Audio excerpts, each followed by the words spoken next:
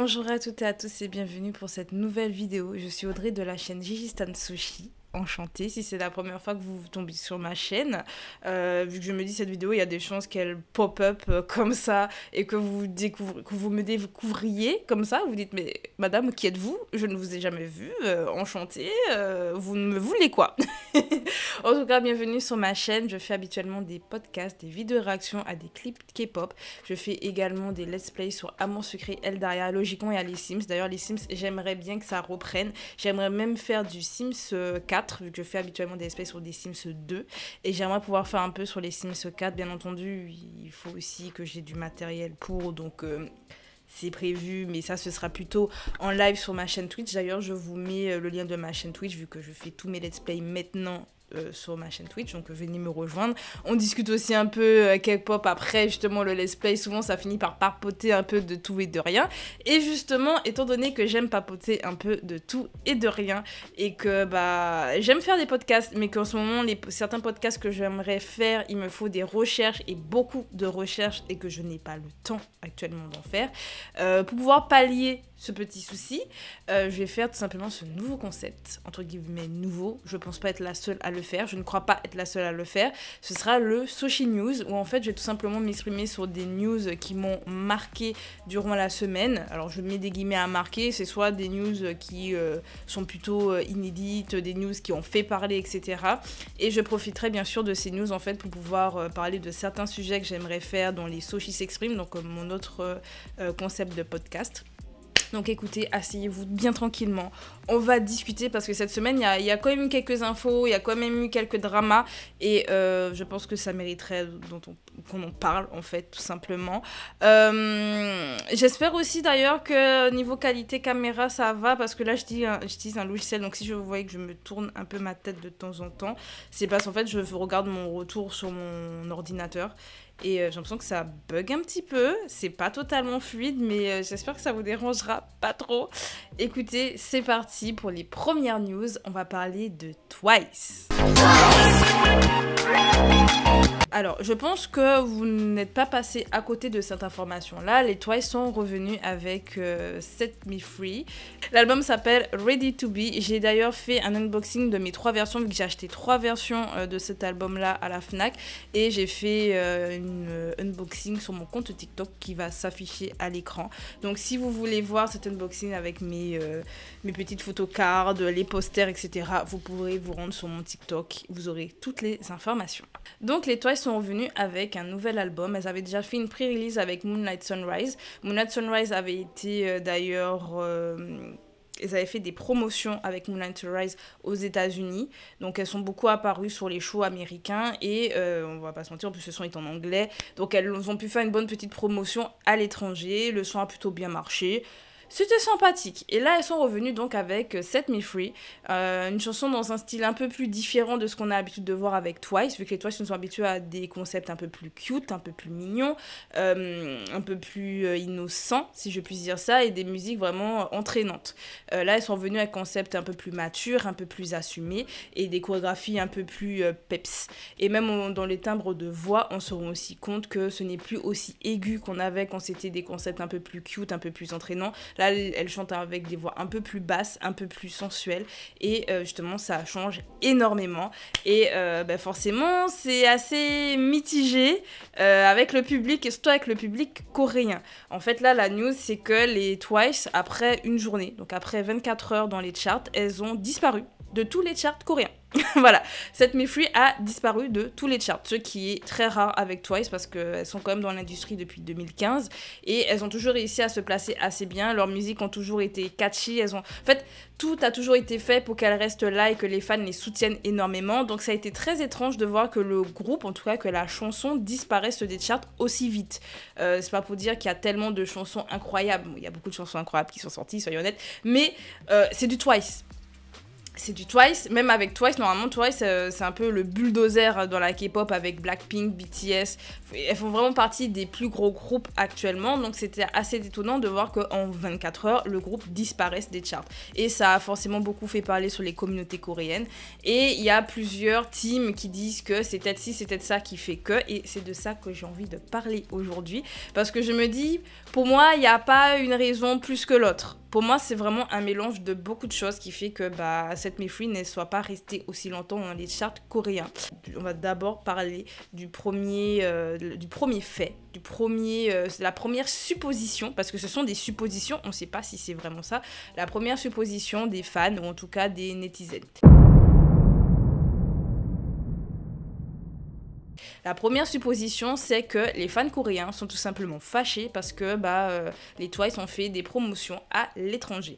Et c'est vrai que les Twice, habituellement, elles font toujours leurs promotions en Corée, mais depuis quelques années, mais c'est en plus même très raison, je crois que c'était à partir de The Fields, quand elles ont commencé à faire leur tournée à l'international aussi, elles ont commencé à faire je dis beaucoup, ont commencé, faudrait que je me diversifie en termes de mots, ce serait sympa, mais elles ont tout simplement commencé à faire beaucoup de promotions à l'étranger et donc à apparaître dans des shows télé américains pour pouvoir faire la promotion de leurs chansons. Donc on a eu The Fields, comme je l'ai dit, et là maintenant on a eu Moonlight Sunrise qu'elles ont aussi pu promotionner, je sais pas si le mot existe, aux États-Unis, mais elles ont aussi fait ça pour Set Me Free. Et apparemment, semble-t-il, les Coréens sont un peu fâchés. En tout cas, c'est la supposition que beaucoup ont. Ils sont fâchés et ils boudent Twice. Tout simplement, ils boycottent. Je vais me mettre des guillemets à boycott. Parce que tout simplement, les filles, écoutez, au lieu de faire les promotions à la maison, elles font les promotions ailleurs. Et je vais pas vous mentir, il y a une part de moi qui se dit, ça peut être ça. Enfin, ça peut être une des raisons. Et je vais vous expliquer pourquoi je comprends les Coréens. Je vais vous expliquer pourquoi je les comprends, parce que j'ai déjà vu beaucoup de fans à l'international se fâcher quand ils voient que oui, les fans coréens sont fâchés pour X, Y, Z, surtout quand par exemple leurs artistes vont faire des concerts à l'étranger ou qui vont faire des promotions à l'étranger. Il y en a beaucoup qui ne comprennent pas. Il y en a qui comprennent mais juste ils sont pas d'accord et ils ont raison.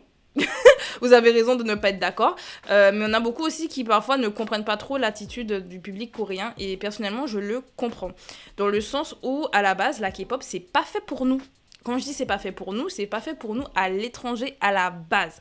À la base, la K-pop c'est fait quand même pour un public coréen, parce qu'ils ont quand même repris des thèmes, ils ont pris des types de musique qui existaient déjà aux États-Unis, donc avec le jazz, la pop, le hip-hop, le rap, enfin bref. Ils ont repris tout ça pour pouvoir le faire, mais pour que ça puisse plaire au public coréen. Donc c'est fait pour des oreilles coréennes. Quand je dis les oreilles coréennes, c'est vraiment le style de musique qui puisse plaire à un public coréen. Et ce qui plaît en Corée ne va pas forcément plaire à l'international. Et je peux donner des exemples.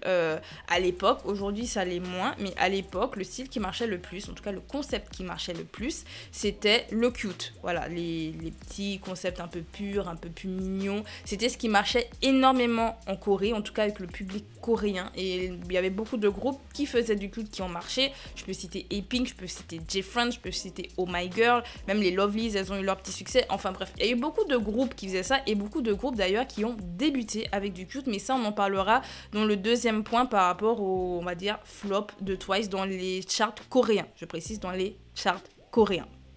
Donc, il y avait vraiment ce côté-là où les concepts et le type de musique étaient faits pour le public coréen. Et en fait, c'est tout simplement comme la K-pop s'est internationalisée, maintenant, les chansons sont faites un peu pour les deux. Donc, les producteurs, en tout cas les agences, essayent de produire des chansons qui puissent plaire aux deux publics pour que ça puisse satisfaire et avoir beaucoup de ventes. Parce qu'on va pas se mentir, c'est une industrie.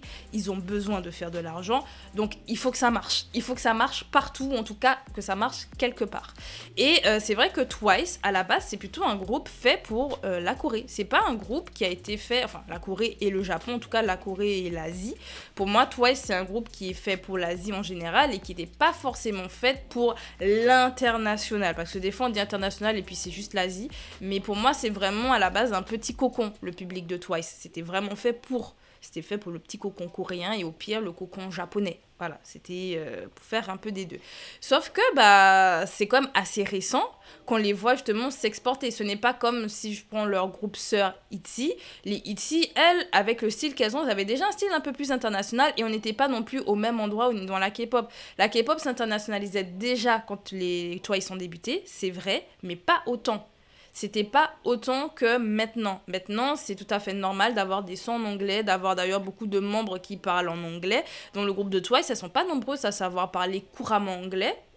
Alors que dans d'autres groupes, si je prends par exemple juste Blackpink, un autre groupe énormément big, la majorité des membres savent parler anglais. Parce que d'ailleurs, il y en a qui ont vécu à l'étranger ou qui sont étrangères. Et donc pour parler, elles parlent en anglais. Donc Lisa, elle parle couramment anglais. Rosé, elle est australienne, donc elle parle couramment anglais. Jennie a vécu en Nouvelle-Zélande, elle parle couramment anglais. Jisoo, elle a appris. Et forcément, elle arrive à peu près à communiquer en anglais. Et c'est un groupe qui a su justement avoir une fanbase beaucoup plus immense à l'international parce qu'elles peuvent communiquer avec les fans internationaux. Que les Twice, par exemple, bah, elles vont beaucoup plus parler en coréen ou à la limite au japonais. Mais c'est vrai que parler en anglais, on le voit bien dans les interviews, très souvent elles vont parler coréen, il y aura un traducteur. Ou sinon, elles vont se débrouiller un petit peu en anglais, mais ce ne sera pas aussi fluide, par exemple, que d'autres groupes.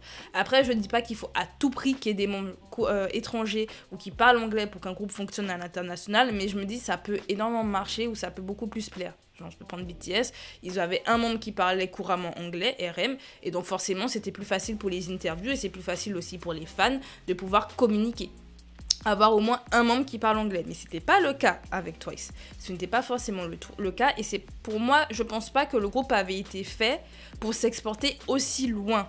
Et donc de ce fait, quand on se dit que le groupe a été fait pour les Coréens, parce qu'il y en a qui vont dire je me suis pas perdue dans ma réflexion, vous inquiétez pas, mais quand on part du principe que le groupe a été fait quand même pour un public coréen, on pourrait comprendre, enfin moi je pars de ce principe-là, on pourrait comprendre que bah ils sont un peu en mode bah c'est notre groupe.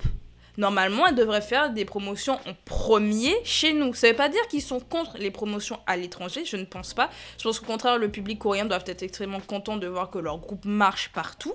Mais je pense que ce qui gêne, c'est que justement les Twice, elles réussissent... Enfin, c'est pas qu'elles réussissent, c'est que les Twice, elles vont faire leur promotion en premier aux États-Unis. Et elles vont surtout centrer et centraliser leur promotion là-bas et pas les centraliser chez eux. Ce qui, pour eux, n'a pas de sens. Surtout que Set Me Free est en coréen. Encore, Moonlight Sunrise, c'était une tracklist c'était une track en anglais. Donc, moi, je comprends qu'on fasse la promotion comme The Feels à l'étranger. Par contre, Set Me Free est en coréen. Donc, normalement, elles auraient dû faire beaucoup plus de promotions en Corée. Alors, ça ne veut pas dire qu'elles n'en ont pas fait. Elles ont fait des promotions en Corée, comme à l'international, mais il y en a qui pensent que, étant donné qu'elles ont vraiment centralisé une partie de leur promotion, surtout au tout début à l'étranger, ça peut faire que peut-être que les fans coréens les boudent par rapport à ça. Moi, je pense que ça peut être une hypothèse, mais pour moi, pour le fait qu'elle flop, et je mets des guillemets à flop, mais dans le chart, et je précise dans le chart, je dis pas que le son a floppé du tout, je dis juste dans les charts coréens pour que le son disparaisse vraiment des charts en totalité, des 4, parce que c'est ce qui a vraiment choqué, c'est de voir que dans tous les charts coréens, les filles ont disparu. Pour moi, c'est une partie, mais ça n'explique pas qu'elles disparaissent tout court. Et moi, pour moi, l'autre partie qui fait que Twice est peut-être disparu des charts coréens, avis encore personnel, ce sont des suppositions, c'est justement le type de musique, le thème de la musique, le changement de concept.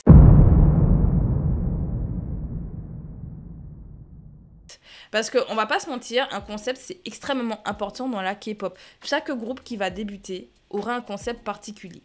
Et forcément, ça va amener un type de public particulier. Twice, elles ont commencé avec du cute. Forcément, le type de public qui va être visé, c'est du cute. Il y a beaucoup de gens que j'ai vus à l'époque qui n'aimaient pas, par exemple, Twice.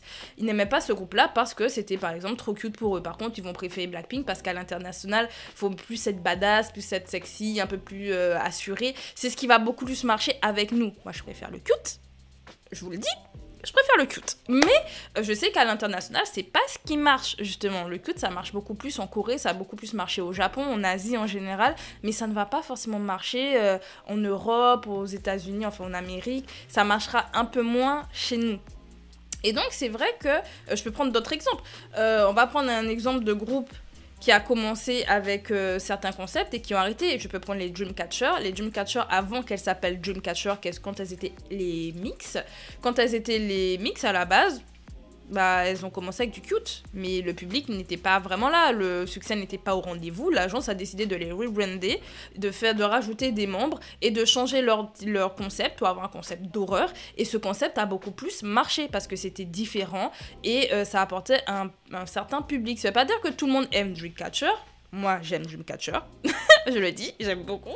Mais en tout cas, ça a apporté un certain type de public. Donc vous imaginez bien, vous faites un certain type de concept et du jour au lendemain, vous changez. Là, pour Dreamcatcher, c'était justement, elles n'avaient pas forcément eu le succès escompté avec leur premier concept, donc elles ont trouvé un concept qui leur permet d'avoir un succès.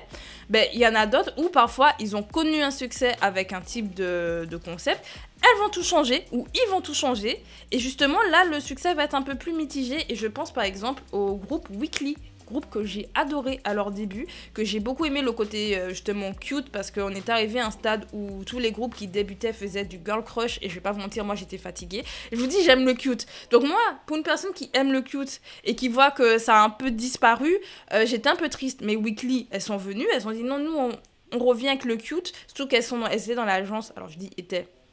Elles sont toujours dans l'agence des A-Pink, donc forcément c'est un peu la suite des A-Pink, donc moi qui suis fan des A-Pink, je me disais super, elles vont continuer un peu la lignée du cute.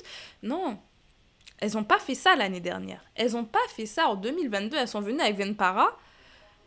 Le changement de concept était beaucoup trop brutal, et pour moi, c'est ce qui a fait que beaucoup de fans, j'en fais partie, ont été extrêmement perplexes ou perturbés parce qu'on est habitué à un type de concept. Je dis pas que les groupes ne doivent pas évoluer. Tu peux avoir une évolution. Et Pink a eu cette évolution. Elles ont débuté avec du cute et au fur et à mesure, elles ont commencé à rajouter un peu plus de côté mature, que ce soit dans les voix, dans les mélodies, dans les visuels. Elles ont commencé à ajouter un peu ce côté un peu plus femme parce que forcément, il y a aussi l'âge, on commence à vieillir et forcément, je pense qu'à un moment donné, le cute, on en a marre.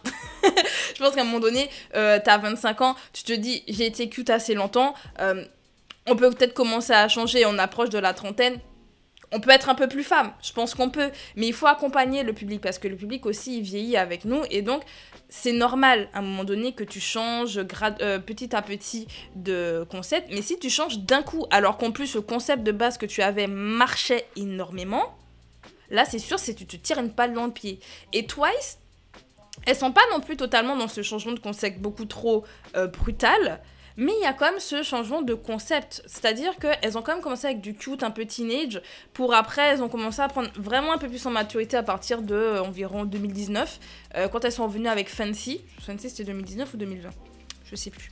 Mais quand elles sont revenues un peu avec Fancy, déjà dans le visuel, on voyait que les filles commençaient à être un peu plus matures. Feel Special, déjà, était beaucoup plus mature. Ça restait un peu dans la mélodie cute, parce que surtout les filles continuaient toujours d'avoir des voix un peu plus aiguës. Si on prend par exemple I Can't Stop Me aussi des Twice, c'était beaucoup plus mature, et elles dansaient un peu plus, les voix étaient aussi un peu plus graves aussi. On commençait vraiment sur ce changement de concept. Sauf que moi, ce qui m'a... Je pense que ce qui est un peu... Je sais pas comment l'expliquer, mais qui a pu faire que justement ce changement de concept qui au début était vraiment bien fait parce que c'était vraiment délicat, c'était vraiment au fur et à mesure, c'est qu'à un moment donné, on est revenu sur du total cute. Vraiment, on est revenu sur du total cute. En fait, on était resté sur un côté mature. Elles ont changé un peu leur style, surtout avec Alcohol Free. Après, c'était un peu différent, mais ouais, c'était un peu cute. Puis je sais pas ce qui s'est passé quand on a eu Scientist et The Feels. On est revenu sur du cute. Bon, ça a marché, on va pas se mentir, surtout The Feels, j'adore. J'adore. Mais c'est vrai qu'on est passé de The Feels. Après, on a eu Talk That Talk. Talk That Talk, dont les visuels étaient matures, mais la chanson restait du Twice, hein, donc ça restait du cute. Donc, on se dit, bon, ben, elles sont restées cute, mais le visuel était un peu plus mature. Et puis, c'est vrai que Moonlight Sunrise et Set Me Free, surtout Set Me Free, pour moi, c'est une cassure. Mais comme je vous dis, c'est pas brutal non plus parce qu'on nous avait déjà fait des titres un peu plus matures au préalable. Donc, on n'est pas choqués. On va pas faire les choquer. Mais c'est vrai que le style musical est très différent des titles qu'on a eu un peu avant. Donc, pas de Moonlight Sunrise, mais par exemple de Scientist. Vous comparez à Scientist, c'est pas la même chose. Donc, vous imaginez le public qui est là, peut-être pour le côté cute, ou qui se dit, bon, je m'habitue un petit peu, bah là, ils vont être perdus. Par contre, le public qui n'aime pas forcément le cute et qui va tomber sur cette Free va adorer. Je peux aussi donner un autre exemple de groupe pour que vous puissiez peut-être mieux comprendre ma pensée. J'ai pensé au J-Friend. Les J-Fan ont eu un concept cute tout du long, et puis d'un jour, elles ont sorti Apple. Bon, par contre, allez écouter les B-sides. Vraiment, allez écouter le mini de Apple parce qu'il est incroyable, je l'avais acheté. Franchement, au début, je comptais pas l'acheter parce que j'étais déçue. J'avais pas aimé Apple, mais j'ai quand même acheté le mini et ça a été la meilleure idée que j'ai eue parce que forcément, les B-sides, ça restait du J-Fan en fait. C'est-à-dire que vous écoutez les B-sides, vous dites, ouais, non, c'est J-Fan. Vous écoutez la title, vous dites, qui êtes-vous? Voilà, donc compliqué. Mais les J-Fan ont eu ce petit revirement. Il y a plein de gens qui n'ont pas aimé les J-Fan avant, mais ils ont adoré Mago et ils ont adoré Apple.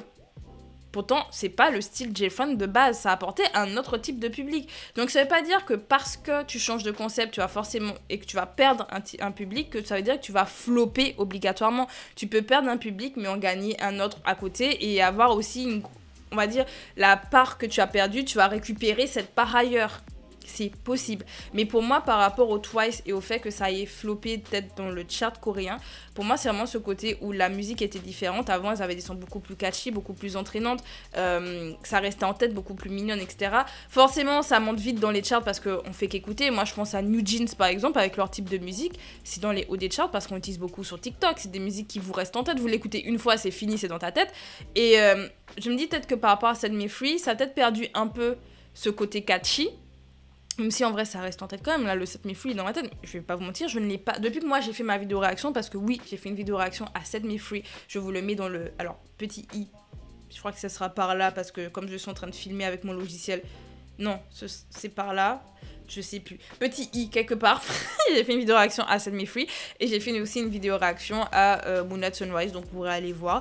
J'ai déjà réagi aussi à Talk That Talk des Twice, j'ai déjà fait quelques réactions à Twice. Quand même, avant qu'on dise que oui, j'ai fait quelques vidéos réactions à Twice. Mais c'est vrai que depuis ma vidéo réaction à Set Me Free, je ne l'ai pas réécouté. Moonlight Sunrise, je l'ai réécouté pas autant que j'aurais cru. Vraiment, je m'attendais à beaucoup plus la réécouter, mais c'est pas le cas. Que Set Me Free, je l'ai pas écouté depuis. On va dire, à part les challenges TikTok ou sur les réels Insta, à part là, je ne l'ai pas réécouté. Voilà, donc je dis, si moi, par exemple, en tant que fan, j'ai bien aimé, mais sans plus, et que je ne réécoute pas, bah peut-être qu'on a plein, ils sont comme ça, et peut-être que parmi les fans coréens, il y en a plein qui sont comme ça, plus le fait que bah peut-être qu'il y en a qui boudent les Twice, moi je me dis, tu mélanges les deux, bah ça disparaît des charts, hein. Pour moi, c'est un peu de tout ça. Pour moi, c'est un peu de tout ça qui fait que aujourd'hui, bah malheureusement, bah Twice soit sorti des charts coréens. Hypothèse, grosse hypothèse, très grosse hypothèse. Bref, alors je vais pas aller sur l'autre sujet de Twice parce que ça va prendre plus de temps vu qu'il y a eu des histoires avec les styles vestimentaires de Chaeyoung pendant le comeback. Là justement, il y a eu quelque chose qui sont passées et ça va me prendre du temps, donc je ne vais pas l'aborder là maintenant. Je ferai une autre vidéo juste après peut-être pour ça. Mais j'ai envie de parler d'un autre sujet plus court, mais il faut qu'on en parle. Blackpink in your area.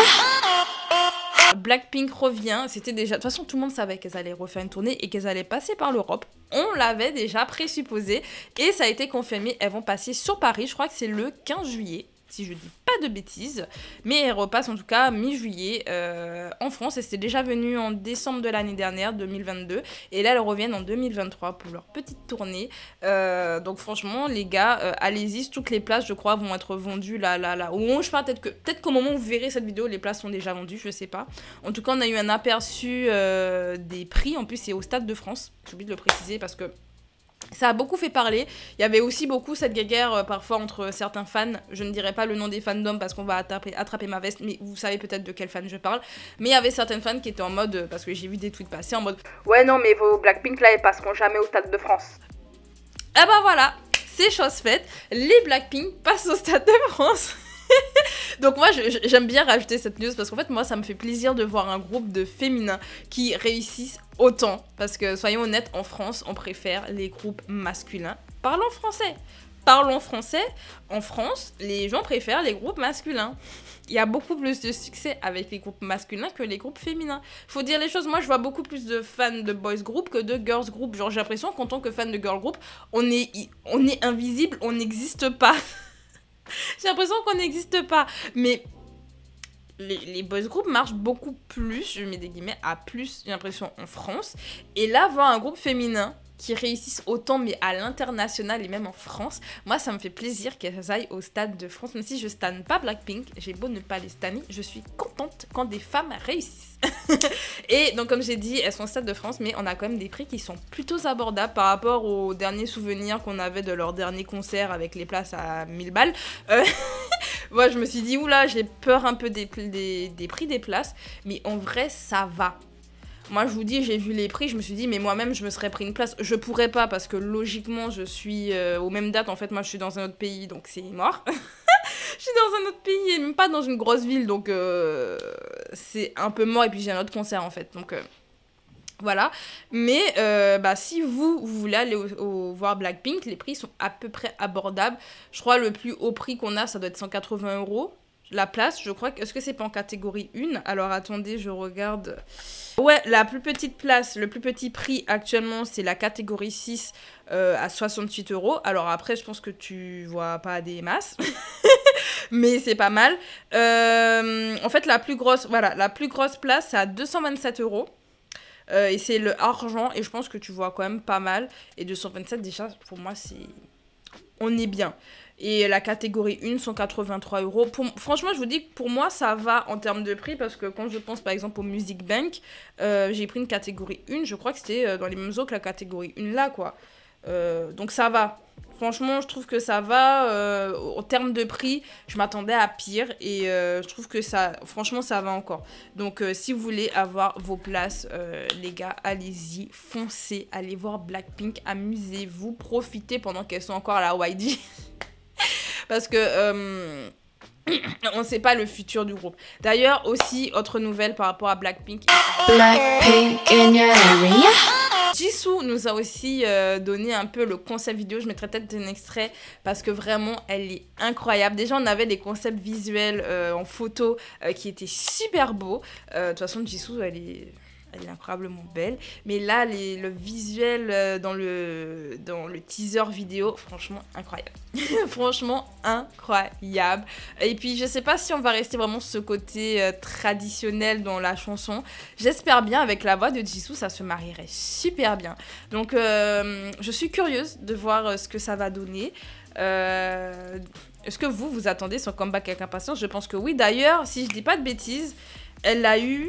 Si je dis pas de bêtises, au niveau des précommandes pour l'album de Jisoo. Alors, attendez. Je sais plus où j'ai vu cette info-là. Ça devait être sur Twitter. Ça devait être sur Twitter que j'ai vu l'info, mais dans les trucs actualités, je ne le trouve pas. Compliqué. Mais je sais qu'elle a quand même dépassé... Elle a quand même battu un record, si je dis pas de bêtises, en précommande. Je sais pas. En tout cas, le 31, là je viens de voir la date, le 31 mars sort son solo.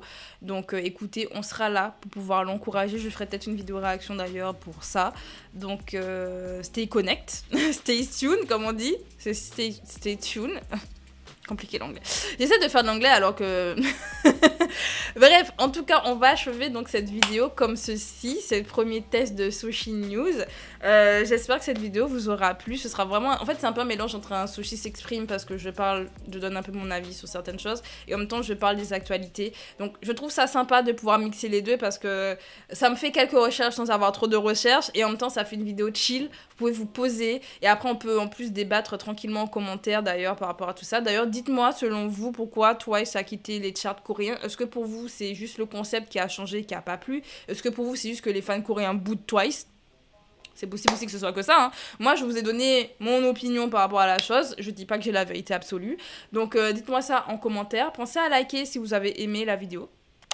Pensez à liker, pensez à vous abonner pour les futurs projets de la chaîne. Alors logiquement, il y aura peut-être chaque semaine, j'espère, un Sushi News. S'il n'y a pas de Sushi s'exprime, je pense que je ferai des Sushi News. Voilà, donc abonnez-vous pour ça, pour les prochains podcasts ou pour les prochaines vidéos réactions ou pour les prochains let's play. Écoutez, il y a beaucoup de concepts sur cette chaîne, donc vous avez de quoi. Vous pourrez pas vous ennuyer ici. Bref, on se dit à bientôt pour de nouvelles vidéos. C'était Audrey. Salut!